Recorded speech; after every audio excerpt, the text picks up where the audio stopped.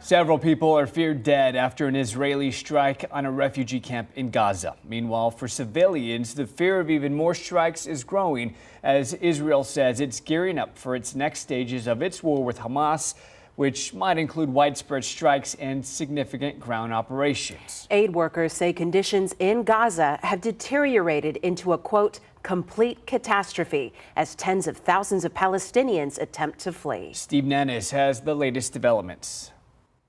The Israeli Defense Forces say it is ramping up its offensive in Gaza as they prepare for, quote, significant ground invasions. We have recruited several hundreds of thousands of soldiers, of reservists, some 300,000, rallying many of them in the area of southern Israel on the border with Gaza in the anticipation and preparation if the instructions from the government to mobilize into Gaza does come. Israel has told residents in northern Gaza to leave as it gears up for the next stages of its war with Hamas.